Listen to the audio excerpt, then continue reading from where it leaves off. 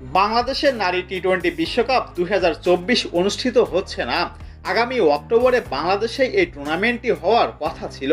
বাংলাদেশের পরিবর্তে সংযুক্ত আরব আমিরাতে এটি অনুষ্ঠিত হবে।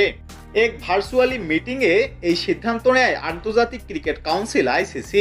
মিটিংয়ের বরাত দিয়ে ক্রিকেট ভিত্তিক ওয়েবসাইট ক্রিকবাস এই তথ্য জানিয়েছেন।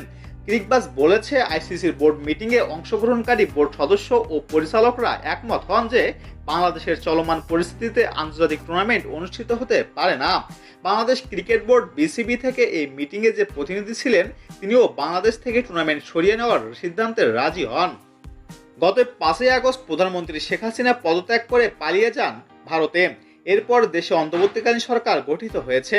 তবুও বাংলাদেশের আইন শৃঙ্খলা পরিস্থিতি নিয়ে সন্তুষ্ট নন অনেক দেশ। পরিবর্তিত রাজনৈতিক পরিস্থিতিতে বাংলাদেশে ভ্রমণ সতর্কতা দিয়েছে ভারত, অস্ট্রেলিয়া, ইংল্যান্ড ও নিউজিল্যান্ডের মতো দেশগুলো।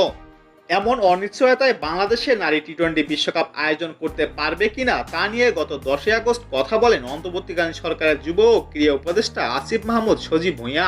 তিনি সেদিন বলেছিলেন, নারী টি-20 বিশ্বকাপে আয়োজনের বিষয়টি আমার চোখে পড়েছে। আমি এখন থেকে তৎপরতা শুরু করেছি। আশা করি এটা বাংলাদেশের বাহিরে যাবে না। দেশ গঠনের সময় যদি এরকম কিছু একটা ঘটে, তাহলে সেটা আমাদের ভাবমূর্তির জন্য খুবই ক্ষতিকর হবে।